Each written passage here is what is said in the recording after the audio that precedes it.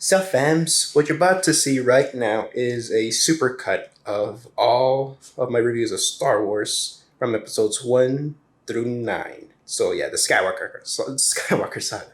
So, hope you guys enjoyed the video. Make sure you guys leave a like, comment, and subscribe. And make sure you share with friends. And make sure you guys hit that bell for notifications. So hope you guys enjoy the show. Yeah, now this is pod racing. Sup fams, welcome to my brand new Star Wars marathon where I'll be reviewing all 9 original Star Wars Skywalker films plus 2 special films. So for today, we will start with Star Wars Episode 1, The Phantom Menace, and spoiler alerts coming up right now, and I hope you guys enjoy the show. Alright, quiet on set. Scene 1, take 1. Action.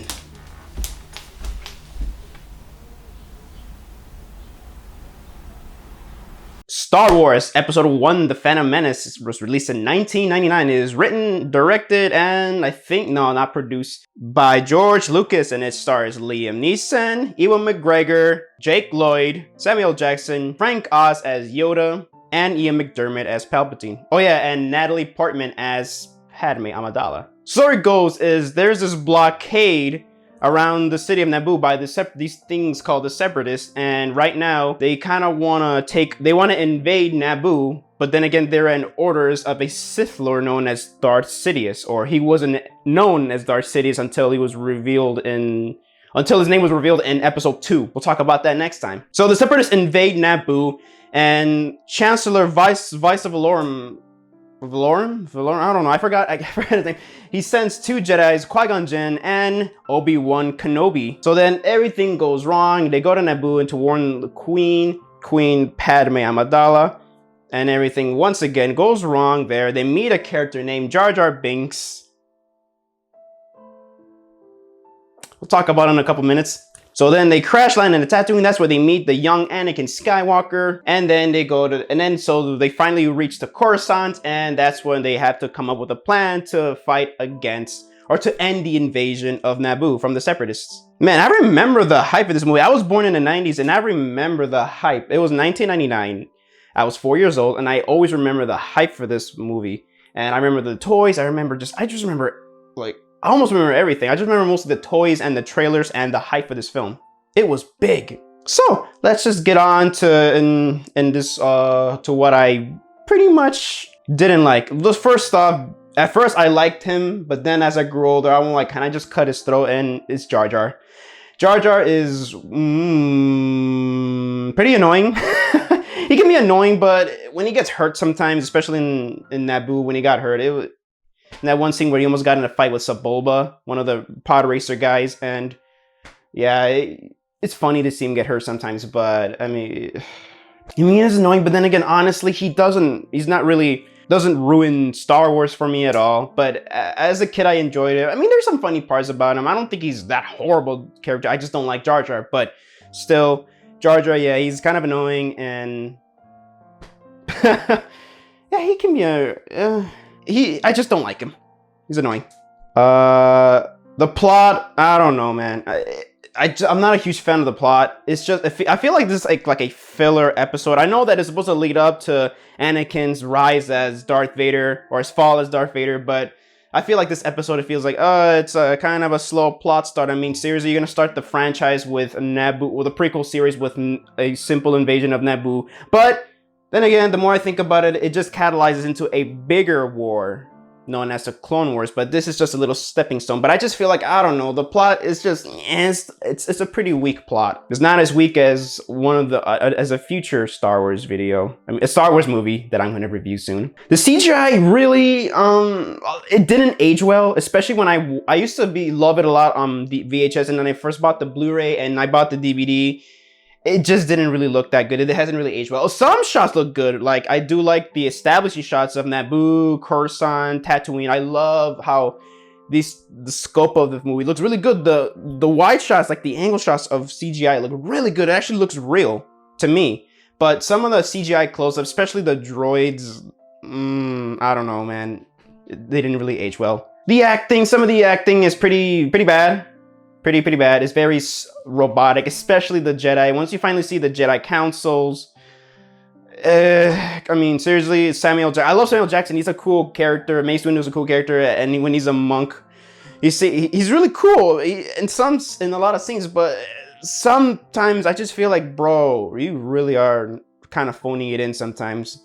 He just sounds pretty bland like this. We will not train the boy. He's too old. Darth Maul I love Darth Maul. I'll get to what I love about. I love Darth Maul, but his screen time, I really wish he had more screen time. I really love Darth Maul, but as much as screen time he gets, especially he steals the show in the third act in the final battle. I was like, man, I wanted to see more Darth Maul, man. He was so cool. I'm just glad the Clone Wars TV series fleshed him out more. I just love that. But Darth Maul, I wish he was in the movie.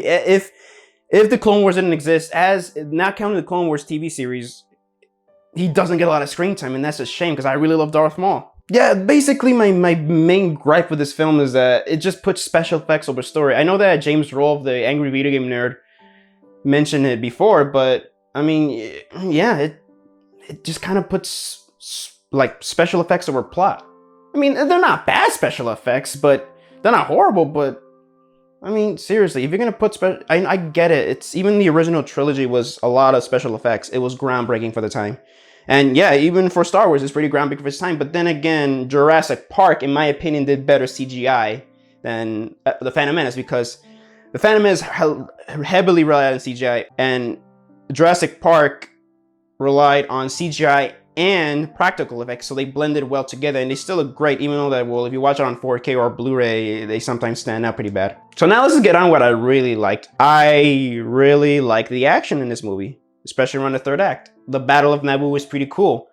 The pod race, I like it, even though that I prefer the theatrical edition of the pod race. It's actually pretty good, even though it doesn't really, it just adds more filler to it, but I still enjoy the pod race. It's really fun, especially I love Bulba's pod race, that it just makes this awesome engine noise, and I love it. And Anakin's pod race is cute. It's really nice. I actually really like Qui-Gon Jinn too. Qui-Gon Jinn, Liam Neeson did a great job, and a lot of people don't really, I mean, a lot of people don't like Qui-Gon Jinn. I love Qui-Gon Jinn. He's really cool, but it does create a inconsistency, but then again, it doesn't. Like, I remember when in the original trilogy, I think in episode 5, The Empire Strikes Back, Obi-Wan said that he was trained by Yoda, but then he has a master, Qui-Gon Jinn, but maybe when he was a kid, or maybe after Qui-Gon's death, Yoda probably trained him to finish his training. So yeah, that's pretty cool. Yoda was pretty cool. It's actually really nice to also see the Jedi Council for the first time ever, but then again, Ian McDiarmid, this little screen time he had, you see some Emperor Palpatine already right there when he's manipulating Queen Amidala, or her clone, or her doppelganger. Her decoy, yeah. Ewan McGregor's Obi-Wan. I love Obi-Wan Kenobi in this movie. He's actually my favorite character in The Phantom Menace, Obi-Wan Kenobi, because that dude, oh man, when I picture Obi-Wan as a Padawan, as a young man, as a teenager, that's who I picture as. And I'm like, ooh, quiet Obi-Wan. I love you, man. Ewan McGregor, man, I can't wait for you to come back as Obi-Wan. Jake Lloyd, I forgot to mention Jake Lloyd. He's a mixed bag for me. I mean, of course, he's not good in acting, but I mean, I can't really blame the kid a whole lot. I mean, then again, George Lucas, when he works with people, he's not a very good people person sometimes. But Jake Lloyd, he was all right. The score by John Williams is breathtaking. I love the score by John Williams, especially the song Duel of the Fates. And speaking of Duel of the Fates, man, I love that lightsaber battle with Darth Maul, Obi-Wan, and Qui-Gon. Especially when you just see freaking Darth Maul just bring out his dual lightsaber, and you're just like, oh, I never seen that before. It's just awesome. And man, the fight, especially Ray Parker, I think that's his name. No, Ray Parker. I forgot I'll just put his name down. Man, he just did an amazing job with his stunts, and I love that one scene. I just love the battle between just them. I love the whole standoff when Qui-Gon, Obi-Wan, and Darth Maul, they're just staring at each other for a bit.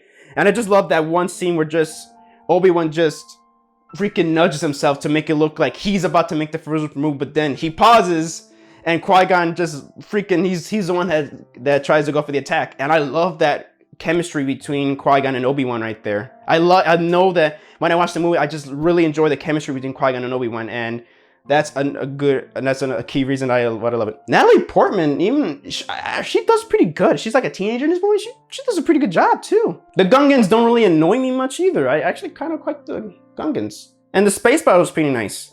But overall, when it comes down to this, and also when I saw Qui-Gon Jinn die, I didn't expect him to die. I was a little kid. I'm just so used to seeing the heroes live, but this is the first time I see that one of the heroes die, and this is sad, especially when I saw him get cremated. And also, I really like the scene where although Yoda didn't want to approve it at first, he just was like, whatever, due to Qui-Gon's wishes, I'll appoint Obi-Wan Kenobi as the Jedi Master for Anakin Skywalker, and that's really nice overall. But I mean, as much as I do praise a lot of its stuff like that, I still, like I said earlier, to me, there's a lot of problems, especially also the pacing is just pretty slow for me. But I just feel like the action is pretty well spaced out here. But yeah, it's a mess for me. It's kind of a mess. Overall, it's pretty, it is pretty a mixed bag for me, but I still somehow enjoy it. So if I were to give The Phantom Menace a rating, I'll probably just give it like a safe 3 out of 5 stars. But man, I have a soft spot for The Phantom Menace, but I don't think it's a horrible film. I don't see it as a good film either. I just think it's an okay film. When I rewatch it, I'm just like, it's an okay movie. It's, in my opinion, not that offensive of a film.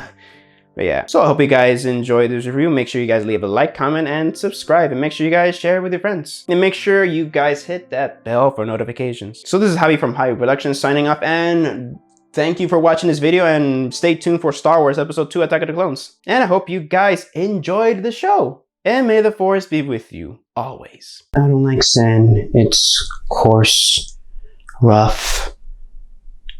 I'm not gonna repeat that line. I got creeped out. What's up, fam? Welcome to my second installment of the Star Wars Marathon, where I review all 9 original Star Wars theatrical films, along with 2 special films. And today we will be talking about Star Wars Episode 2, Attack of the Clones, coming up right now, and I hope you guys enjoy the show. All right, quiet on set.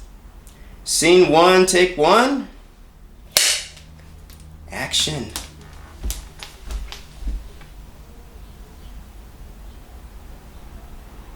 Star Wars Episode 2 was released, and I believe around 2002. It is once again written and directed by George Lucas, stars Hayden Christensen as a young teenage Anakin Skywalker, Ewan McGregor as Jedi Knight, Obi-Wan Kenobi, Natalie Portman as Padme Amidala. She's no longer Queen here, but I'm just glad that she actually has she's a more front and center role. Samuel L. Jackson as Mace Windu, Frank Oz as the voice of Yoda, Ian McDiarmid returns once again as Chancellor Palpatine, and Christopher Lee as the awesome Count Dooku. So the story goes that Padme Amidala is heading towards Coruscant, but then she feels as though she's being targeted for assassination. And it is actually true, since one of her decoys gets killed by a bounty hunter. But then again, this bounty hunter works for a well-known, or basically Mandalorian, ex-Mandalorian bounty hunter known as Jango Fett. So the Jedi Council and the Chancellor Palpatine hire Anakin and Obi-Wan Kenobi to be her protectors. Well, things don't really go that well, since they find out that the assassin is a bounty hunter during a nice little chase in Coruscant. Anakin shows his feelings towards Padme, creepily, mind you. And Obi-Wan tries to investigate this bounty hunter, where he came from, and then he finds out that secretly, low-key, there is a clone army that's being developed for the Republic. And also at the same time, the Trade Federation, Count Dooku and the Trade Federation are creating a brand new droid army to fight against the Republic. So all in all, this seems as though we might head towards the Clone Wars. So I remember this film, holy crap. I remember the sharpest memory I remember was seeing that Doritos commercial for Attack of the Clones. And man, in Doritos you get these little puzzles, like I think it's a 4 set. You get you just get like Star Wars puzzles, stuff like that. And yeah, that's mostly remember from the hype. This video is actually going to be pretty shorter than I think. So let's just get on to actually what I do like. The CGI has been improved better. I really do like it, especially the wide shots. Once again, like the Phantom Menace.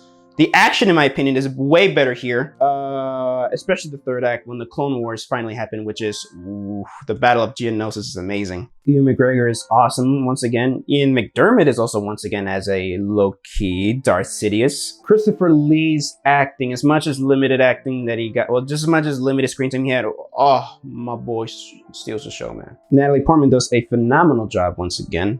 with her performance. And the storylines, again, seems very minuscule, whatever, but then again, it does become a bigger part of the whole franchise of what we were expecting of this prequel trilogy. So yeah, the story, probably it's a little better, but that doesn't make it an overall better film. So now let's just get on to what I don't like. As much as I do enjoy the CGI and I think it's improvement, there's an overabundance of it. Holy shit, seriously, are you kidding me? You guys couldn't do a couple bit more sets for the Jedi Town Hall or Council, the Temple or something? No, when I would watch Attack of the Clones now, I always see, oh, they're not walking in an actual Jedi temple, they're walking on a CGI green screen or blue screen, whatever. It's just so freaking distracting. And once again, the acting is a bit more wooden here, especially from the Jedi Council. Like, oh my goodness. Like, again, the Jedi Council doesn't do much here. I wish we saw more of the Jedi Council in this one, but we kind of don't. I'm just so glad that the next one, I'm not gonna talk about it right now, but I'm just glad that the next one actually finally shows the Jedi more. Man, the clones, man. They look good sometimes, but man, they really looked very stiff with their CGI because they're not actually there, especially in the battle geonosis. I mean, I get it. I know it's a CGI heavy effects movie, but man, I just wish they could have hired more actors to play clones. The pacing is pretty boring. It gets pretty boring sometimes. As much as I do like, I love slow-paced films, and I do like Obi-Wan's storyline of investigating everything, especially in community. Goes to community, finds the droid, discovers the droid army, the clone army for the Republic.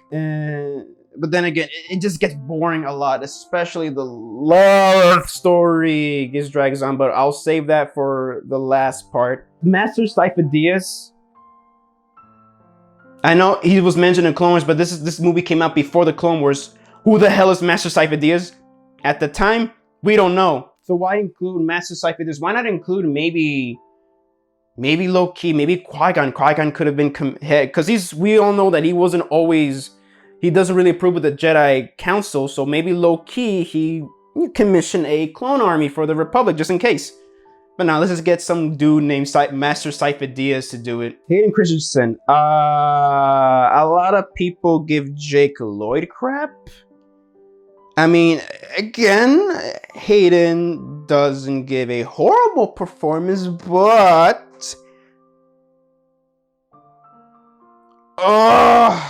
he is pretty fucking wooden in this movie. Like, even when he's emoting, he just comes off way too whiny for me. But I mean, I know he's a teenager, and I understand. But man, I wanted to slap Anakin in the face in this movie, especially when he was just showing his emotions, whatever, to Padme. I'm just like, bro, like, I get that you love her, you really in love with her, maybe she has feelings for you, but don't go like, I'm in love with you, Padme, I'm in love with you.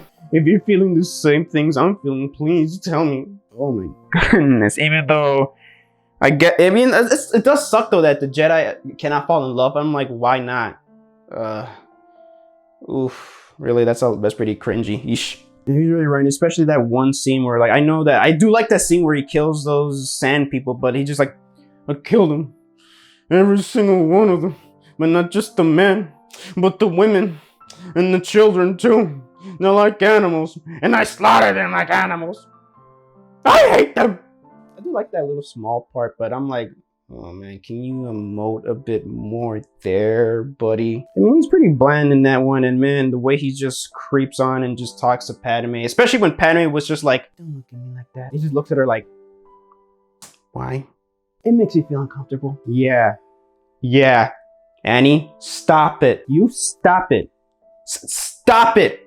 Yeah, that love thing, oof, no. Along with Hayden Christensen's just blah, mediocre performance. It just, when the whole love thing, especially the script, is not really well written either. Ugh, it's just so bleh, the love, stuff like that. It just doesn't seem realistic. It just seems like you're watching a Mexican telenovela, and I'm just like, look, just get to the sex scene now. Because right now, I just want to blow my brains out just looking at that shit. But yeah, Hayden's acting didn't work for me. Neither did the love thing. It was just, to me, it was just so creepy. I never get comfortable with that. But then again, overall, this film is, it does have its great moments, especially John Williams' score, once again, phenomenal. But then again, this also leads to a scene. Well, in the third act, I also think that it has the worst lightsaber battle of all time, because as much as Christopher Lee he does an amazing job with it. It just feels overly choreographed, especially when Anakin is dueling against Count Dooku in the dark, and I'm like, I can't tell what the hell is going on. And Yoda just swinging lightsaber, which is, I mean, I get it. I mean, it doesn't offend me much, but I'm like, then again, it is, instead of making it look pretty cool, it does look kind of hilarious, kinda. Half looks cool, half looks hilarious when he's fighting Dooku with a lightsaber, which is, fine. Yeah, as you can tell, I really have a lot of issues with it. So once again, I'm kind of indifferent with this one, just like the Phantom Menace. So if I were to rate this film, I would probably just give it like a 3 out of 5. Why? Because I have a soft spot for this film, but there's a lot of stuff to like. I guess again, the action is pretty good, the pacing is good, the story is not that bad, but it's just that a lot of it is bogged down by and also they got more A-list actors, a lot of great actors there too, but a lot of it's bogged down by that terrible love story and just the slow pacing once again, and the acting is a bit more wooden in some places, and the CGI is just, I mean, as much as I did like the improvement, there was way too much of it. So, and it just becomes very noticeable and distracting. But then again, if I were to compare out of the first two prequel films, which one I would like better, I actually like the Phantom Menace more than the Attack of the Clones. So yeah, that is my review for Star Wars Episode 2, Attack of the Clones. If you guys like this video, make sure you guys leave a like, comment, and subscribe. Make sure you guys share with your friends. And make sure you guys hit that bell for notifications. So this is Javi from Javi Productions signing off, and stay tuned for next time where we talk about Star Wars Episode 3, Revenge of the Sith. And I hope you guys enjoy the show. And may the Force be with you, always. Lord Vader. Yes, Master. Rise. Sup, fams? Welcome to my Star Wars marathon, where I review all 9 original Star Wars theatrical films, along with 2 special films. So today we'll be talking about, finally, something that I've been really wanting to talk about. Star Wars Episode 3, Revenge of the Sith. Coming up right now, and I hope you guys enjoy the show. Alright, quiet on set. Scene 1, take 1. Action.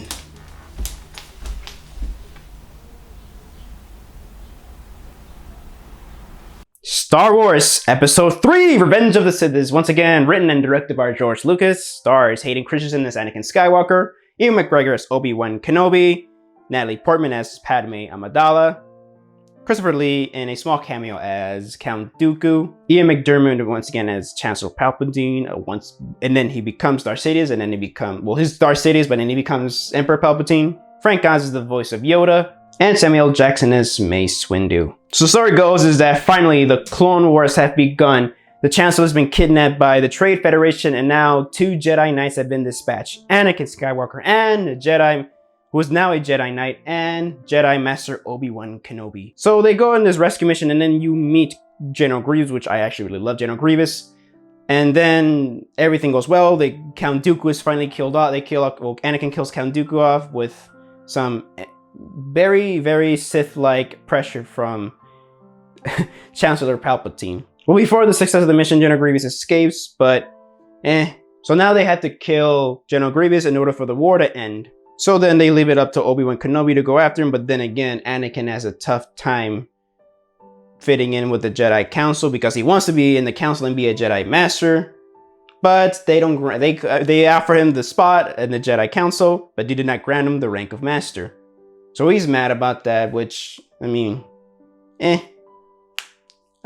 justifiably so.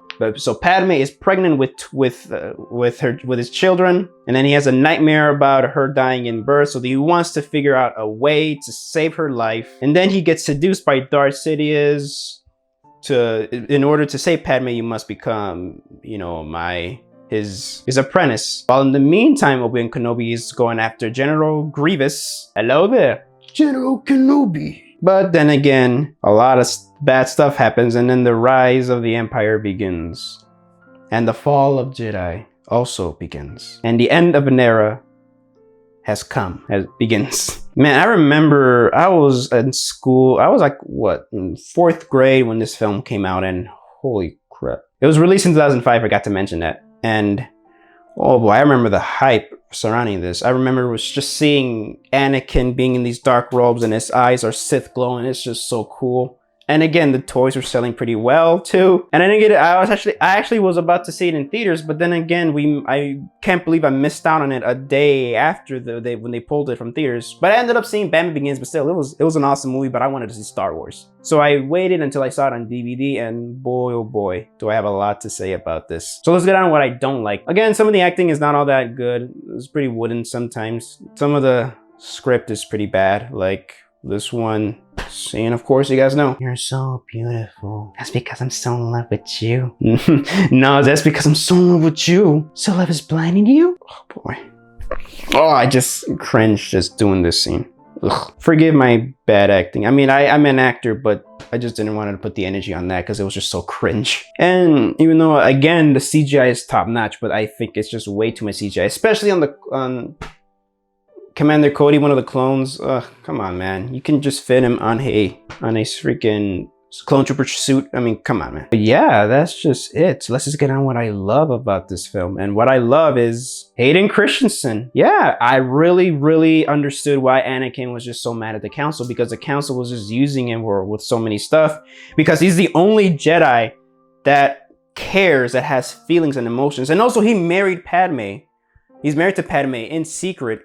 And really, man, that guy has way too much peer pressure on him. And I feel like Obi-Wan knows that he's married to Padme, and he even is helping him out just to low-key, you know, stay safe. Man, I just love, from the opening scene, aside from all the action just taking place, I love the chemistry between Obi-Wan and Anakin, because in the original trilogy, they talk about how they're such good friends.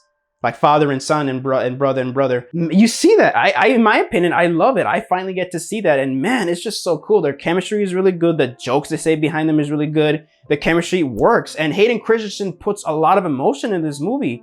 I wanted that in Attack of the Clones, and I got that here. And I just love it. Ian McDermott finally, all eyes on him, all eyes on him. Man, when he reveals that he's the Sith Lord to Anakin, man, Anakin pulls out his lightsaber, and then he was just like, "Are you going to kill me?" And he was just like, "I can feel your anger.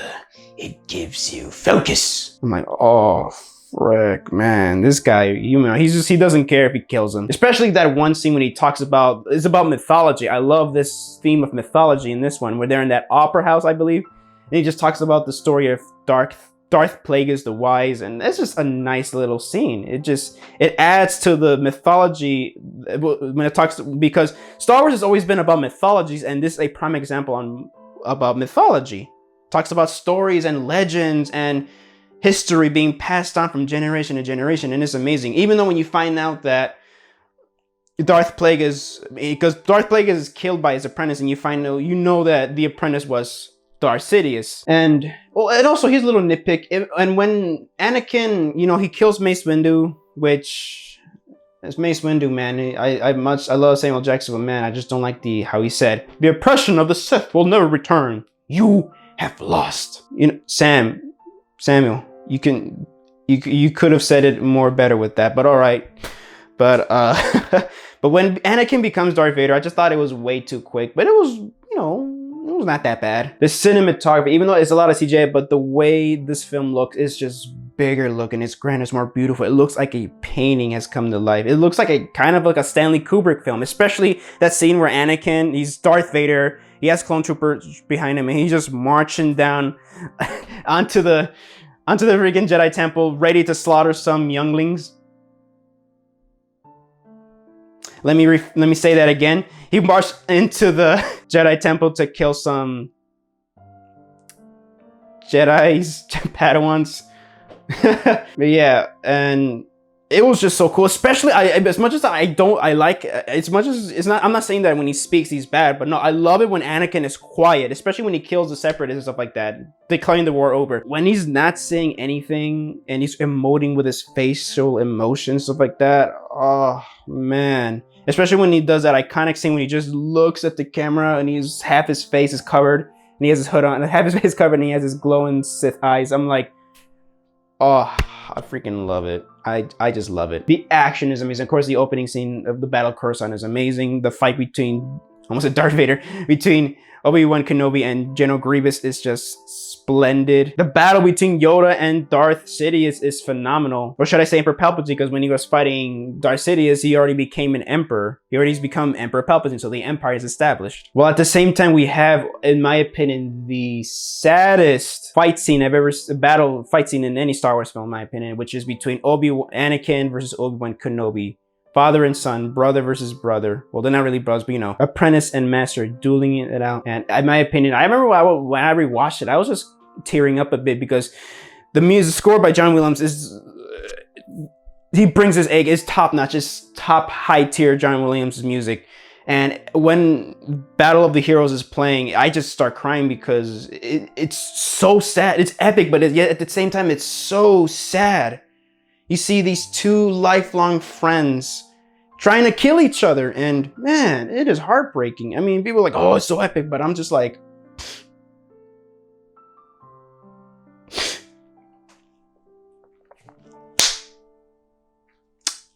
can you just, Obi-Wan, can you just put down the lightsaber and just have a talk with him? Man, if there's any nitpick I have of that fight, I just, aside from, I'll talk about it in a bit, is I just wish that Obi-Wan can just stop dealing with absolutes, because he just said only a Sith deals in absolutes, and I'm like, then again, you're gonna kill him. Doesn't matter. You're gonna kill him because what? Yoda told you to. And I just wish that Obi-Wan kind of like just turned off his lights or whatever and just really like just said, Anakin, let me help you. Because really, Anakin was just a lost dude. Because he was seduced because there was so much stakes raised in this film. He really wanted to, he thinks that Padme is gonna die because his mom, he had a dream sequence that Padme dying, and he's had a similar dream sequence of his mom dying. And that one came out to be true. But then again, yeah, this vision came out to be true because it was all said and planned that Palpatine was planning to get her killed. I feel like even though Anakin had some sort of involvement in her death, I really feel like Palpatine mostly had the involvement of getting her killed. So his vision came true, but then again, the reason why it became true is because Anakin made it become true rather than maybe, I don't know, just try not to worry about it a lot. Even Yoda told him not to worry about it, but then again, at the same time, Yoda told him to stop caring for others, and I'm like, really, bruh? But then again, it's a beautiful, beautiful scene to look at, really. Every scene, it's beautiful to look at. And man, Ian McGregor, man, he looks like Alec Guinness in his movie. Like, it's just so great. And I just really wish that Obi-Wan really just had a talk with Anakin, just said that, let me help you, man. But no, we get that one stupid scene where they go like, Anakin, the Chancellor is evil. From my point of view, the Jedi are evil. Really? That's the best you can, okay. That's the best take, okay. But Anakin gets, Obi-Wan has the high ground, and then Anakin tries to attack him, and well, he gets his limbs cut off, and he burns to a crisp. And a heartbreaking scene, actually. One of the saddest scenes I've seen in movie history was just Obi-Wan just yells at him like, you are the chosen one. I'm like, that's sad. It's just sad. Like, it was saying you're supposed to destroy the Sith, not join them. Bring balance to the Force, not leave it in darkness. That's just sad. And then I love that one scene where he finally, Darth Vader becomes Darth Vader, where Anakin becomes Darth Vader for the first time, that we all know and love. I love that one scene where you see that one shot where you see the mask just about to close on him, and he just looks at it and he's just scared. But then again, if you look closely, like after he gets scared, he just really like, his face becomes calm as accepting his fate, and then the freaking mask just closes on him, and the helmet closes, and boy, oh boy, his first breath he takes is just phenomenal. I mean, it's followed with the no scene, but honestly, I don't really think it's that bad of a scene. Everybody makes fun of it. It's easy to make fun of, but I actually felt his pain there. I really felt it. It really felt bad. So Padme dies. Luke, and instead of having one child, Luke and he has twins, so names him Luke and Leia. And then Leia gets adopted by the Bail Organa's family, Senator Bail Organa's family. And Luke is adopted or just being taken to his uncle Owen and his Aunt Beru. But then again, he's also being watched by Obi-Wan Kenobi, which leads into the events of A New Hope. Yeah. And I love the last shot of the movie where like Uncle Owen and Aunt Beru, and she's just holding baby Luke, and they just look off into the horizon, into the double sun horizon, and it just becomes. And that's where the real journey begins of the saga. So yeah, I really, really, really love this movie, as you can tell. I really, really dug it. Even though I have my problems and nitpicks, I still think it's an amazing film. If I were to rate this film, I'll give it a 4 out of 5 stars. I highly recommend this movie. In fact, I can even say that you can even skip episode 1 and 2 and just head on to episode 3. You're really not going to miss anything at all. So yeah, that's great. I really enjoy it. Out of all the prequel films, man, Revenge of the Sith, to me, it'll always be, a legitimately good or great Star Wars film. If you guys like this video, make sure you guys leave a comment and subscribe. And make sure you guys share with your friends. Make sure you guys hit that bell for notifications. So this is JAVIWOOD Productions signing off. And stay tuned for next time we talk about Star Wars Episode 4, A New Hope. And keep in mind, the theatrical version. And I hope you guys enjoyed the show. And may the Force be with you, always. This is the most desperate hour. Help me, Obi-Wan Kenobi. You're my only hope. Sup, fams? Welcome to my Star Wars marathon review, where I review all 9 original films plus 2 special films. And today we're gonna finally cover the original trilogy with Star Wars Episode 4, A New Hope. Coming up right now, and hope you guys enjoy the show. All right, quiet on set. Scene 1, take 1. Action.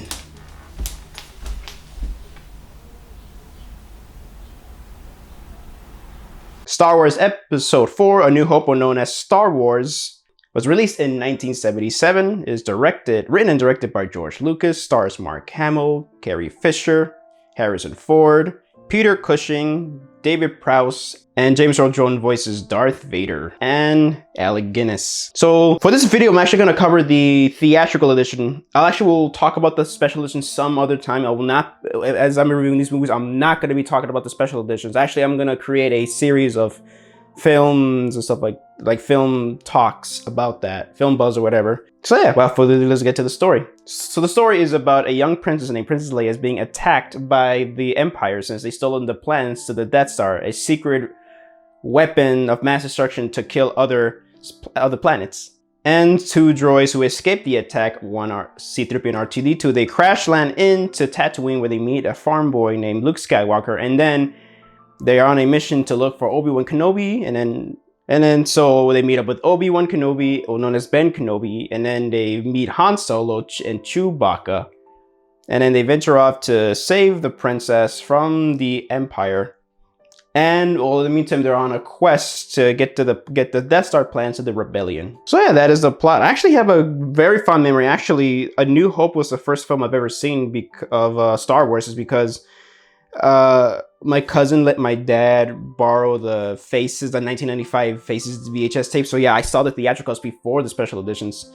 And yeah, all I remember was the Obi-Wan and Darth Vader fighting, which is pretty cool. Well, yeah, not much I can say for these. I don't have.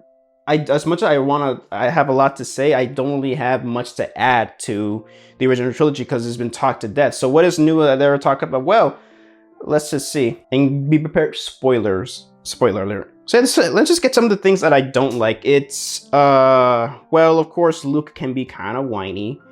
Some of the costume effects look pretty nice, but they haven't aged that well because they look like costumes. The story, while it's simple, is really nice, but then again, it is unoriginal. Like Star Wars, it's pretty unoriginal in my opinion because it borrows a lot of films of Akira Kurosawa's, and it's basically it's Hidden Fortress but in space. But it's not really that bad. It's not as bad as, in my opinion, Avatar, which is Pocahontas in space. But yeah, but still, I'm not saying that it's completely unoriginal. It's original in its own right, but it's pretty unoriginal.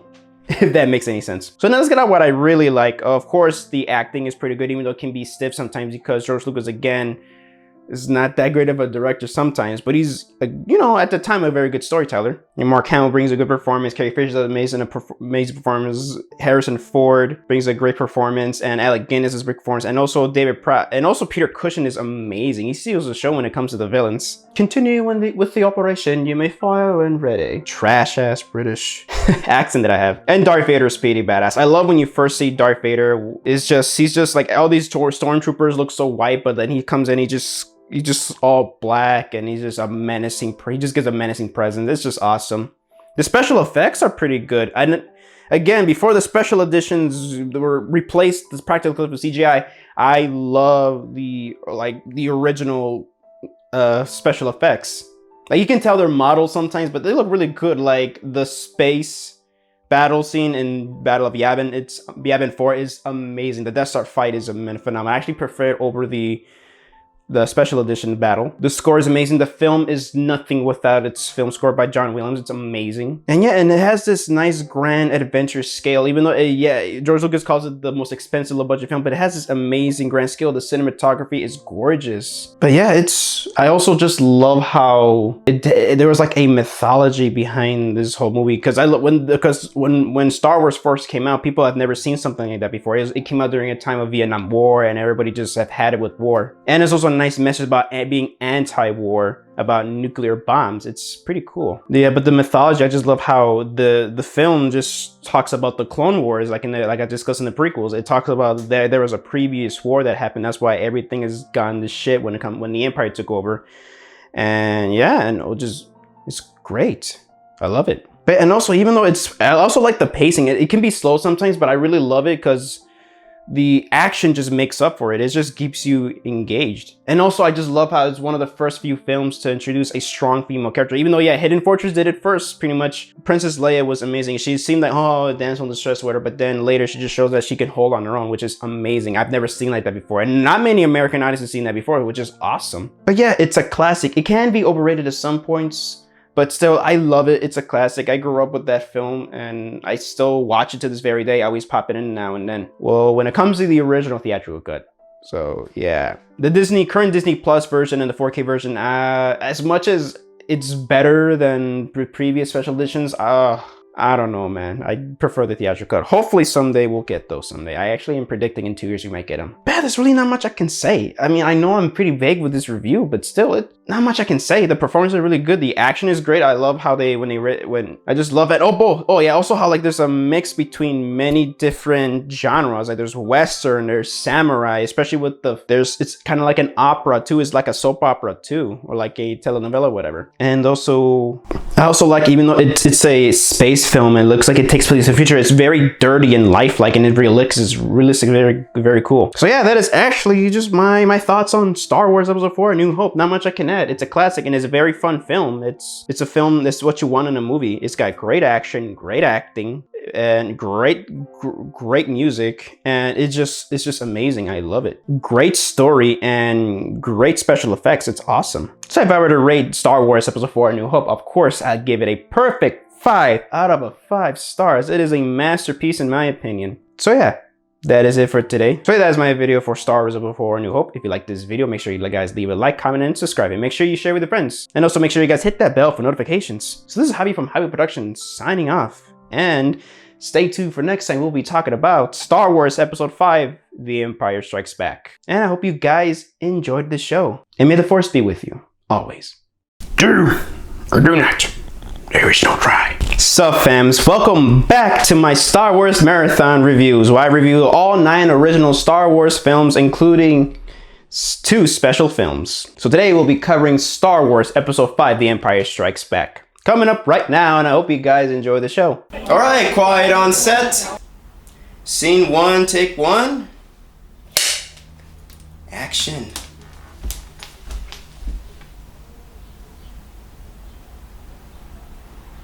Star Wars Episode 5, The Empire Strikes Back was released in 1980. It is directed by George Lucas's film professor, Irving Kirchner. Stars once again Mark Hamill, Carrie Fisher, Harrison Ford. Even Alec Guinness is in it. David Prowse / James Earl Jones is Darth Vader. Well, James Earl Jones is the voice of Darth Vader.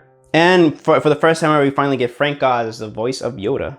Hey guys. Javi here, and right now as I'm right now editing this video, and I forgot to mention that for the first time we get introduced to Billy D. Williams as the coolest guy in the galaxy, Lando Calrissian. Right, back to the review. So before we move on, I once again will mention I will be covering the theatrical cut of The Empire Strikes Back. And once again, spoilers. So yeah, let's get on with the story. So the story is Darth Vader, after the destruction of the Death Star, Darth Vader basically is on the hunt to look for Luke Skywalker. So then they finally found the rebels on Hoth, and now the rebels actually had to defend themselves in an amazing opening battle of Hoth. So then the heroes escape. Luke, instead of meeting up with the rest of the rebels, he goes to the Dagobah system to find Yoda to train to become a Jedi Master. While Leia, Han, C-3PO, and Chewbacca are actually being pursued by the Empire and a bounty hunter known as Boba Fett. So they meet up and they also face betrayal by Lando Calrissian, and Luke Skywalker tries to face Darth Vader to try to defeat him. But what happens is that he finds a secret that he does not know. So yeah, let's actually get what I kind of don't like about this movie is, well, there's maybe the pacing. Even though I love how slow paced this movie is, it's a little bit too slow sometimes for me. But then again, I don't know. But then again, the more I rewatch The Empire Strikes Back, the more the pacing just becomes much better for me. But yeah, that's the only thing I kind of don't like. But then I guess more of a nitpick. So let's get on what I really like. And once again, cinematography is great. The acting is once again great. Mark Hamill, Carrie Fisher, Harrison Ford, and David Prowse and James Earl Jones as the voice Darth Vader does an amazing performance. And Frank Oz's Yoda does an amazing performance too. The music is great too. I love it. It's just as good as the first Star Wars, which is A New Hope. Cinematography is great. The effects are just much better in my opinion. Holy crap. Especially the stop motion effects on the AT-AT walkers. Oh, or the AT-AT walkers. It's just amazing. But yeah, the Battle of Hoth is just amazing. The action is amazing too, especially my favorite moment in the film, aside from the Hoth battle, is the lightsaber duel between Luke and Darth Vader. And of course, the cinematography is just gorgeous as hell. And what I also love is that Darth Vader finally established himself as the main villain of the series now, or something like that. Like he finally gets a much bigger role here. And man, it's just every time Darth Vader's in it, he makes his presence known. It's just awesome. Like he just chokes his freaking employees or whatever. His fellow people and just his fellow officers, and man, he just doesn't care. Luke, I just love Luke, even though he becomes kind of a dick when it comes to Jedi training. He's just great. And also love how the reveal of Yoda is, because at first you're like, oh, who's Yoda? Like is he this amazing great Jedi Master? No, he's just this little goblin looking guy he's very old, but he's strong with the Force, and I just love his teachings. How you have to do things rather than try things. And I just love how the stakes are being raised more. Like the rebellion has been defeated and it's just nothing's going well for our heroes. Like Leia, Han, Chewie, and C-3PO are just being chased by the Empire, and they just really are just going through hell through a lot of stuff. And also there's this bounty hunter Boba Fett that they hire so they can track him down. But mostly Boba Fett is there because, well, Han owes something to Jabba. He works with Jabba the Hutt, and now he wants to get Han just to bring him to Jabba, whatever. So he just wants the bounty, that's it. Oh yeah, also let me get onto a nitpick that I have. I think Boba Fett's a bit overrated. Yeah, he's pretty overrated because, I mean, I know that he's supposed to look cool and just stand around look cool, and he doesn't do much, whatever. That also makes him cool, and he's but then again, I don't know, man. He just doesn't do much for me when it comes to that. I think he does more in the Return of the Jedi. And honestly, people compare him to Darth Maul, and here I gotta say this is an unpopular opinion. At me if you want. I prefer Darth Maul over Boba Fett. At me. Come on, at me. Yeah, whatever. Yeah. But I also, and my favorite, of course, the scene with Luke battling Darth Vader is just amazing. I just love how Darth Vader at first just fights Luke with just one lightsaber and just pushes him out. Well, Luke is using both hands and he just can't with him. And I just love how there's dialogue and there's stakes being raised as they're fighting. It's not just a huge choreographed battle like in the prequels. Well, I love the prequels, but still here it just feels like Luke's in danger. You really felt his danger, and especially how just Darth Vader was just like, let your hatred destroy me. I'm like, oh my goodness. He really wants Luke to be a Sith Lord. But yeah, and also, man, Luke got his hand chopped off, but whew, man. And also, of course, the twist and the reveal that Darth Vader is Luke's father. I mean, come on, one of the greatest twists in movie history of all time. And I also love how Urban Kirshner kind of sort of went against George Lucas's vision, how you should do a bit safer here, but no, Urban is like, no, I want to portray this realistically. I want to portray the characters just right. I also want to make this movie just more appealing towards a older audience. That's what he did. It's like with there's a line where before Han gets frozen in carbonite, the original line after he kisses Leia, and then Leia just says, I love you. Han's supposed to say, I love you too. But Urban was like, nah, that's not really Han. So let me just change it to I know. And that's why and so they use that, and it's just better. That's Han. And George didn't like that, but whatever. Then again, George says that this is his least favorite Star Wars film, but whatever. So yeah, that's all I gotta say about the movie. It's again, a lot of stuff has been raised. It's very ambitious too. It takes a lot of risks. It subverts your expectations, and the action is just all around better. The effects are better. The score is, in some ways, is better. It's just, yeah, I can see why people think it's a better movie than A New Hope. But honestly, I prefer A New Hope a bit more than Empire Strikes Back. But that is not to say what I'm gonna say right now. If I were to give this movie a rating, I'll still give it a 5 out of 5. It is a masterpiece. It is, and it is one of the best movie sequels of all time. So yeah, that is my review for Star Wars Episode 5, The Empire Strikes Back. If you guys like this video, make sure you guys leave a like, comment, and subscribe. Make sure you share it with your friends. And make sure you guys hit that bell for notifications. So this is Javi from JAVIWOOD Productions signing off. And next time, we'll be finally covering a movie that I really loved, Star Wars Episode 6, Return of the Jedi. And hope you guys enjoy the show. And may the Force be with you, always. Good, good. Let the hate flow through you. So fams, welcome back to my Star Wars Marathon Reviews, where I'll be reviewing all 9 original Star Wars films, including 2 special films. So today we'll be covering Star Wars Episode 6, Return of the Jedi. Coming up right now, and I hope you guys enjoy the show. All right, quiet on set. Scene 1, take 1. Action.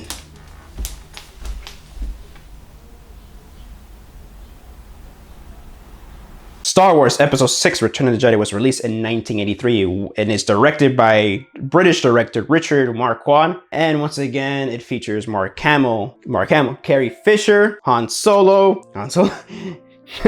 Harrison Ford, David Prowse, and James Earl Jones is the voice of Darth Vader, Frank Oz as Yoda for a couple of minutes, and Ian McDiarmid is introduced as Emperor Palpatine, and Alec Guinness. So the story takes place, I think, about a year after the events of The Empire Strikes Back. So Luke, Leia, and Lando, I forgot to mention, and Billy D. Williams as Lando. Yeah, no, he's the coolest guy in the galaxy. But yeah, on with the show. So the story starts off with Luke, Leia, and Lando, and Chewie coming up with a plan to go to Tatooine and save Han Solo from Jabba the Hutt after he's been frozen in carbonite. So as the plan seems to be succeeding, things don't go so well. And then Luke comes in and then he uses, well, his Jedi powers to save everybody, which is awesome. And so after the events of Tatooine, they go and meet up with the rebels, and they find out that the Empire is once again building another Death Star to blow up a planet on the moon of Endor, and there's a shield protecting it. So they go over to the moon of Endor, where they meet cute Ewoks. I actually like the Ewoks, mind you. Actually, and they go in there and try to destroy the shield so they can once again blow up the Death Star in an amazing space battle. While at the same time, Luke tries to convert his father, Darth Vader, to the light side, while the Emperor and Darth Vader still want to convert him to the dark side. So let's just get on to what I, probably didn't like. I kind of don't like that half-assed.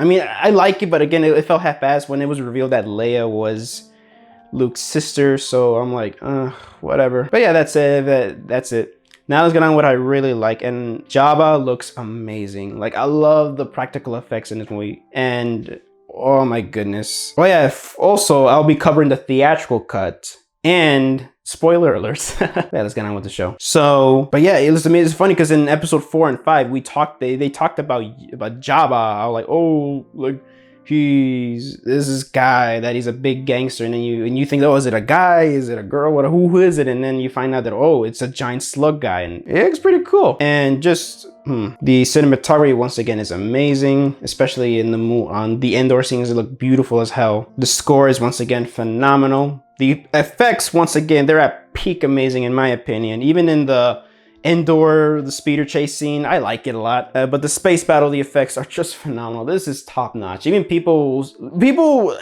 in the theatrical, even when I would watch the theatrical, I'm like, wow, is this CGI or is this models? It's really cool. And then the special edition sort of ruined some of that stuff, but whatever. The acting was again great, especially how Mark Hamill brings his A game onto this when he's more of a wiser known Jedi Knight, but he's still not a true Jedi Master, and it shows there that he still has a lot to learn. Darth Vader is amazing once again, and Ian McDiarmid steals the show as Emperor Palpatine. It's just awesome, man. Every scene that he's in, he just chews it up. It's just awesome. Soon the rebellion will be crushed, and Skywalker will be one of us. Oh, I love that line. I just love it. The Ewoks, I like the Ewoks.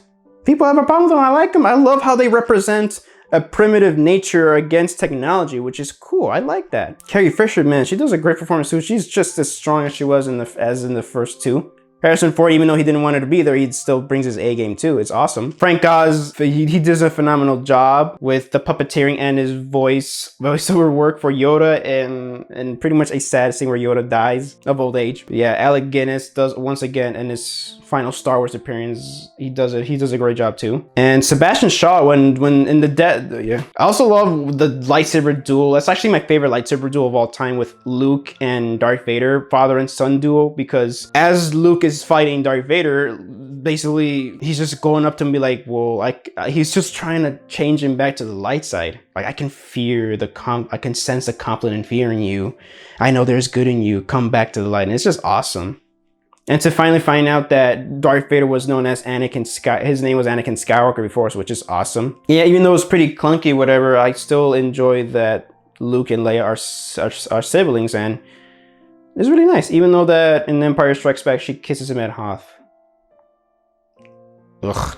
But yeah, and the death of Darth Vader really sad. Sebastian Shaw does a great performance when they take off the helmet. It is really freaking sad. Like, you were right about me.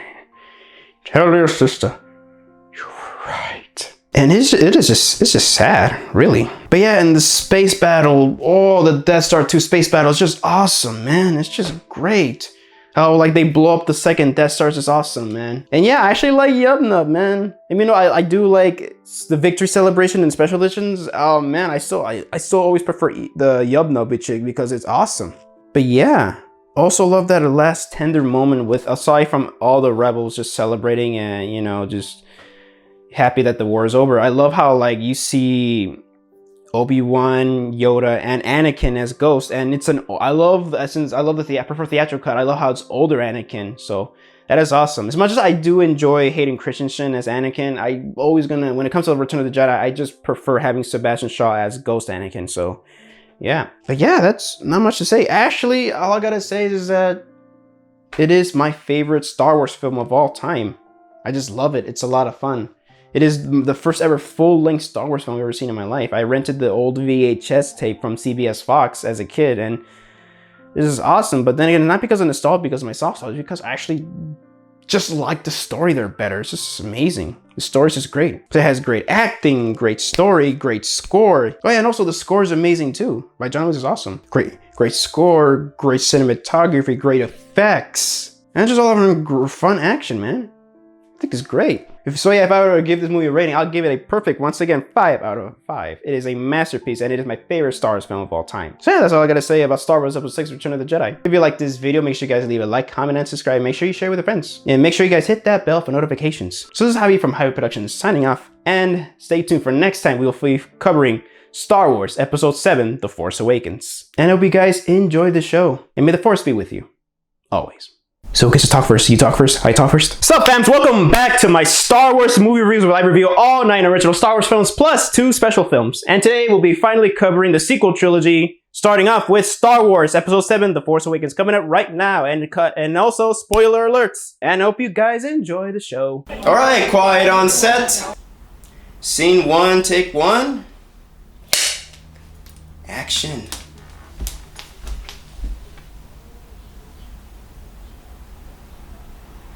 Star Wars Episode 7: The Force Awakens was released in 2015, directed by J.J. Abrams, stars Daisy Ridley, John Boyega, Oscar Isaac, Harrison Ford, Carrie Fisher, and Mark Hamill in a small role, Donald Gleason, and Adam Driver as Kylo Ren. So the story is about Luke Skywalker has vanished and the ashes of the Empire have risen, known as the First Order.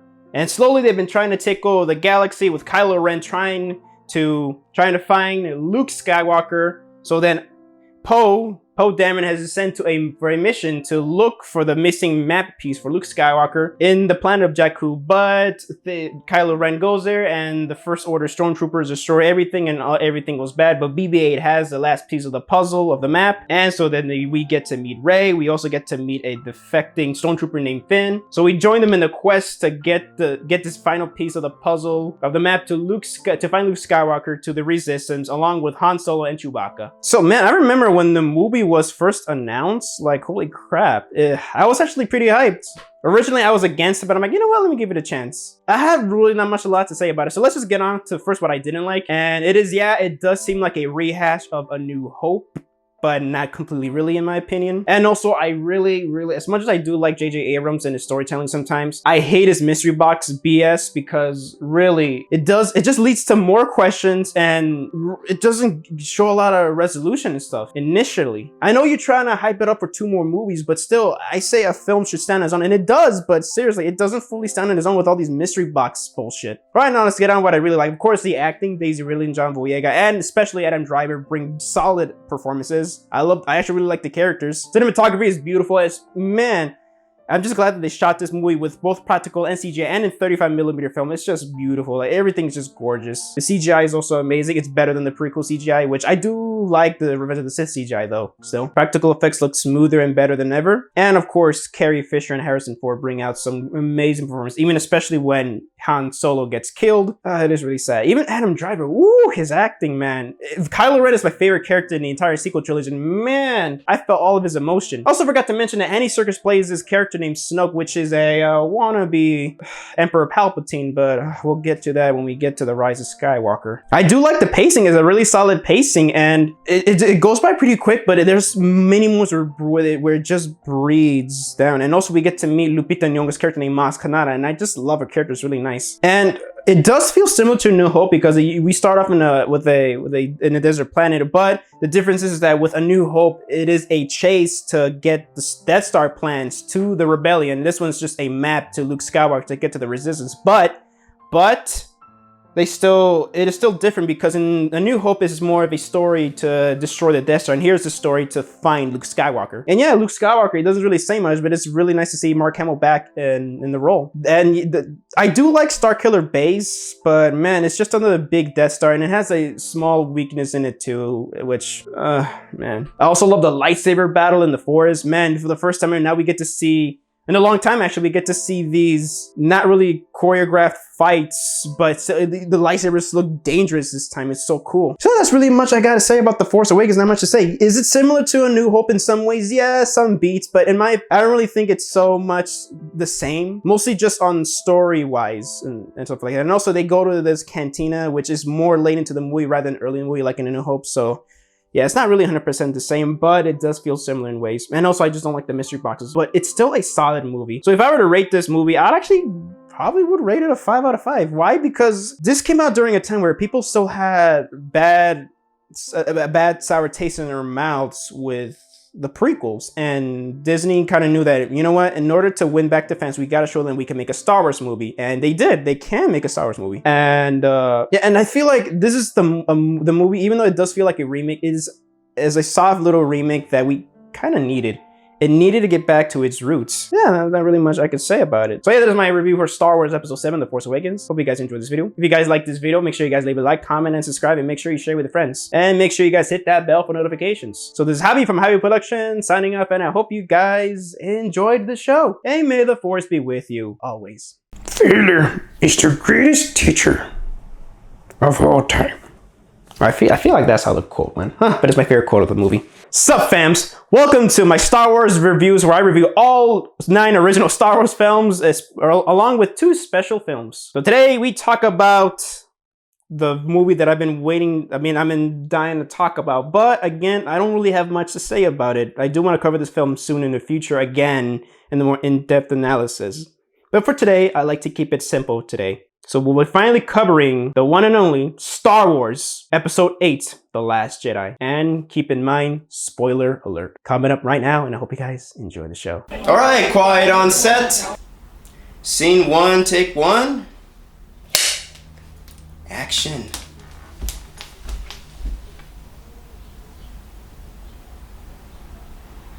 Star Wars Episode 8, The Last Jedi came out in 2017. Written and directed by Rian Johnson, and once again stars Daisy Ridley, Adam Driver, John Boyega, Oscar Isaac, Mark Hamill, Carrie Fisher, Donald Gleason, and once again, Andy Serkis reprises his role as Supreme Leader Snoke. So the story goes that now the First Order has reigned supreme, and they finally recently just discovered the Resistance headquarters, and they go out there and bomb them while the Resistance is trying to find a way to escape. Well, at the same time, Rey is out there trying to train with Luke, but then again, Luke is not what you expect to see. And we meet this character named Rose Tico, played by Kelly Marie Tran, who meets our character Finn, who they go off into a journey to find a code breaker in order to get inside Snoke's ship that's chasing after Resistance. And the Resistance needs to find a nice, safe place to look for more people to help them out. So basically, the entire movie is a big chase scene, but still, we'll go get to the movie right now. Man, I remember when I saw the trailer, all I can say, I was super hyped because I actually felt like something about this movie will give us something new rather than just a safe rehash of the first one, The Force Awakens. Now, before I get on to the review, all I can say is that this will be a divisive video too. I might lose subscribers, I might gain subscribers over my opinion on this film. So first, let's get on what I didn't like of the movie. That side story with Rose and Finn, honestly, I don't hate it, but I can see it drag on. There is a moment where they free the animals, which I like seeing the effects of the animals, but I really felt it dragged on a bit. But it did introduce me to Broom Boy, which I'll talk about him in a couple of minutes. I mean, as much as I do, I also really like Laura Dern's character, Captain Holdo. I kind of wish he could have shared the plan that they're going to Crate to refugee there instead of actually running away from the war. But either way, I think it would have not made much of a difference with Poe because that dude still starts mutinies. And not all the jokes land for me, especially the mom joke. I mean, I actually like I like how Poe was messing with the Force, just saying, oh, okay, I'll hold. I like that joke. It was getting good until, yeah, I got a special message for Hux's mom. I don't like that. It was actually, I was starting to laugh and chuckle, and then, right there, I'm just like, okay, that was not funny. That was not funny, come on. Not all the comedy landed for me well, but hey, it doesn't detriment anything what I'm gonna say about what's going on right now. So now let's get on what I really loved, and actually, it's everything else. Yes, I am one of those people that, I'm not in the minority in this one either, that sees this movie as a masterpiece. Go ahead, leave the hate comments. But I'm gonna explain in simple way, even spoiler heavy, why. My favorite moments in this film, of course, is the Jedi scenes with Luke and Rey. I just love how Luke is. I laughed, but then again, at the same time, I was shocked when he just had the lightsaber in his hand and he just chucked it out. Like, it didn't mean anything to him. Yeah, it's a lightsaber that's passed on from generation to generation. Even not really, actually. It was just given to Anakin, and it was given to Luke, and now Rey has it, but she gives him this, it is a powerful weapon, but it means a lot to the fans, so she gives it to him, and he just tosses it, like, it means nothing to him. Oh, you really think I'm gonna take out the First Order with a lightsaber and shit like that? No, that's not that. I was a bit shocked to see that scene, but I was shocked in the way that, whoa, like I did not expect that.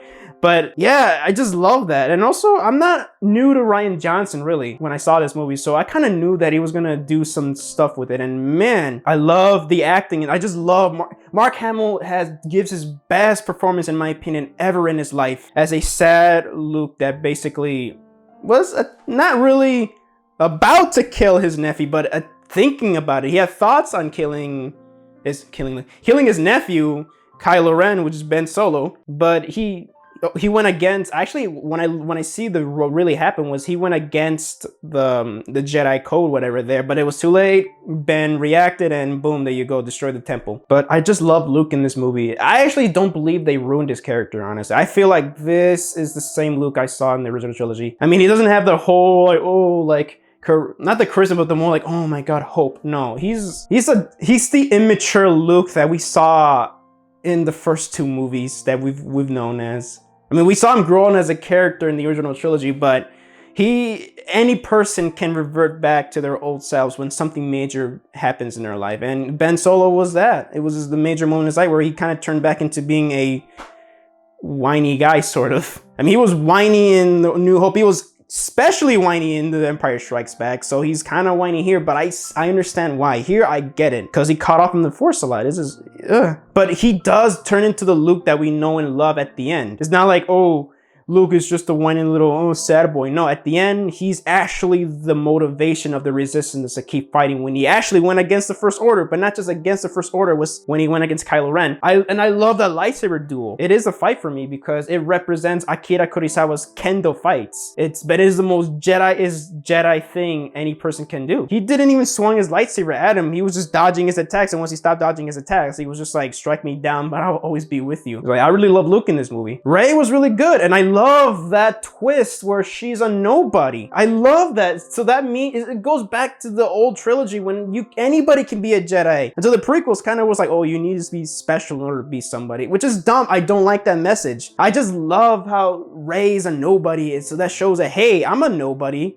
I can be somebody. I love that message. I love the meta-ness in it. I love how at the end where Broom Boy are playing, he's telling a story of playing action figures and he's using the Force, and it's just showing he's a representation of us, but we were kids watching these movies about us becoming Jedi too. Rose Tico is not, I don't really hate her character. I like her character. I don't think she's that bad. I don't think she was that useless, but I can see why people would think she's useless. But I don't mind Rose. Her Kelly Marie Tran did a great job with her acting, and it's really good. It's just that their overall subplot with Finn was kind of led to nothing, but I think that was the point of the movie, that failure is the biggest lesson you need in life. Like, yeah, they try to meet this code breaker that they had this code breaker they need to find, and they find a code breaker, but it's not the code breaker they were looking for. And he kind of betrays them or whatever. But still, again, failure is the greatest teacher of all time, especially when you finally get to see Yoda in puppet form. It's just amazing. Poe, I love that he has a character growth here where he shows that he's a hothead. We get his intentions, but man, he got a lot of people killed and he got demoted. And I can see why Holdo, which she likes him, she just can't trust him because he got a lot of people killed. And I've been in situations like that. Well, I didn't get people killed, of course, but I didn't trust people who got demoted. When I would work or whatever, I don't trust people who got demoted because they probably effed up real bad. And yeah, most of the cases they are real bad. So I can't really trust that person a lot. And even when he found out what was going on, he still caused immunity. I mean, he misunderstood it, but still, even if he really found out what was going on in full context, he was still caused a mutiny. And I mean, yeah, that little flying scene with Leia was kind of cheesy, but I mean, she wasn't really flying. She was more like force pulling herself. So I don't have nothing against her using the Force. So she kind of used the Force in the original trilogy. But yeah. But Rey, I love her growth there. That she becomes pretty powerful, but she doesn't really win. She doesn't win in this movie. When you really look into it. Her mission right now is try to convert Ben Solo back to the light side, and she failed. Crazily failed. And let's get on to one of my favorite scenes in the movie, and it is a throne room scene. Oh my goodness. In my opinion, is one of the best choreographed, even though they got the blade missing, whatever. I didn't see that at first, so whatever. It's amazing. It's just a damn good fight scene. Adam Driver, whew. man, that's my favorite performance he's done so far. I mean, I haven't seen Marriage Story yet, but I will someday. He really knocked that out of the park with this performance, especially when just Snoke was just berating him, just calling him a wannabe Darth Vader, and oh man, I felt that. And when he was smashing the helmet, he was just like, I'm not a wannabe Darth Vader, I'm my own person, and I love that. And let's get on to Andy Serkis. Man, Snoke was just great. When he was on screen, he ate the entire movie. That's just awesome. And I'm glad he got killed. I wasn't mad that he got, I mean, at first I was upset at first, but then when I thought about it, I'm like, you know what? I'm glad he's dead because he's just a wannabe Palpatine. And I love that for the first time ever, we saw something that Darth Vader couldn't do. Was when it comes to Sith lore, the apprentice should try to kill his master, and that hasn't happened in a long time, and finally Kylo Ren does it, and he's the master now, and he's Supreme Leader Kylo Ren. I love it. Donald Gleason, even though that I do like Hux, yeah, he's kind of a joke now. Yeah, especially when he was in Crate. Yeah, but yeah, and it's such a beautifully shot movie. I really think Rian Johnson really did an amazing job. This is the story that I wanted to see. Actually, I mean, I love The Force Awakens. I think it's great, but this is, to me, what Star Wars should have been in the direction it should have went. Man, I love it. So, as you guys can tell, if I were to give this movie a rating, I'll give Star Wars Episode 8, The Last Jedi, a perfect 5 out of 5. I think it's a masterpiece, and is actually my favorite Disney Star Wars film of all time. Man, yeah, I just can't wait for the next installment, guys. Whew! Man, Rian Johnson, really, I love how open he left this franchise. Anything can happen now. So, ooh, man, I wonder what happens, man. Shit. Now that Rey's a nobody, damn, man, I can't wait what they're gonna go with that. Hopefully they don't screw it up with her making, like a granddaughter of somebody we know already, huh? That'd be fucking stupid. So yeah, that is my review for Star Wars Episode 8, The Last Jedi. I hope you guys enjoyed this video. If you guys like this video, make sure you guys leave a like, comment, subscribe, and make sure you share with your friends. And make sure you guys hit that bell for notifications. So this is Javi from Javi Productions signing off, and I hope you guys enjoy the show. And stay tuned for next time. We'll finally cover the last installment of the Skywalker Saga with Star Wars Episode 9, The Rise of Skywalker. And may the Force be with you always. My boy, I made Snoke. Sup fams, welcome back to my Star Wars marathon reviews where I review all 9 original Star Wars films, including 2 special films. So finally, today, we're at the end game right now, where we finally cover the last film in the entire, well not the entire, but in the entire Skywalker Saga, with Star Wars Episode 9, The Rise of Skywalker, and spoiler alert. And so coming up right now, and I hope you guys enjoy the show. Alright, quiet on set. Scene 1, take 1. Action.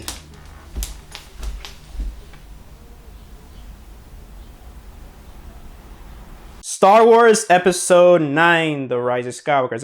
It was released in 2019. It is actually co-written. It is directed by J.J. Abrams. And once again stars Daisy Ridley, John Boyega, Oscar Isaac, Adam Driver, Carrie Fisher in a way, even though she's gone, Billy D. Williams, and Ian McDiarmid once again returns as Emperor Palpatine. So the story goes that the dead speak. Emperor Palpatine just somehow comes back. So Kylo Ren tries to confront, Supreme Leader Kylo Ren tries to confront him, and then Palpatine gives him this mission to kill Rey.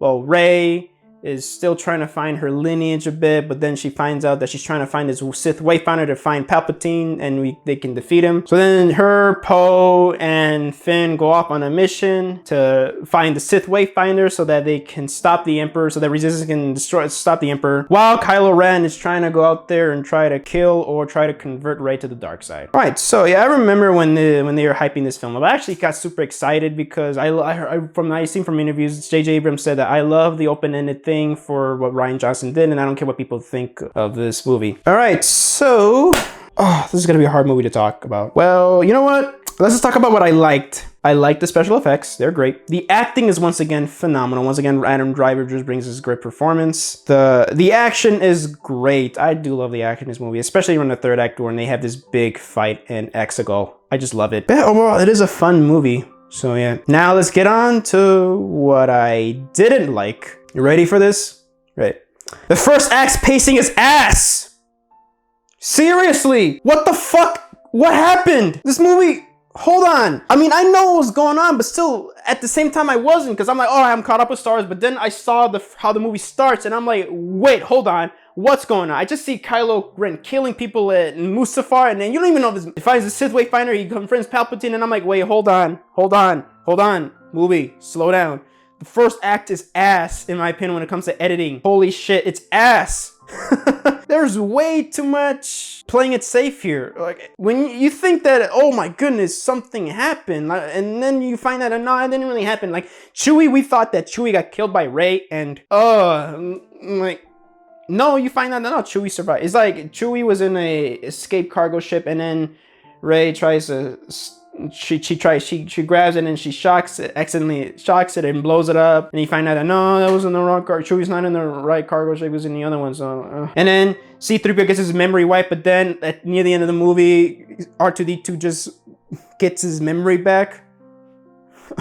Oh my goodness. And there's way too much plot conveniences. Like, everything, it's so easy for our hero. Like, no consequences are really faced here. You get this basically when you see our characters, like, especially you get there's that famous action scene where they get chased down and then they fall down to this quicksand, and then they find, oh no, it just led them to the Sith Finder Dagger guy that killed Rey's parents. And yeah, you find out that Rey's a somebody here. They say there's a nobody, but no, she's still a somebody here.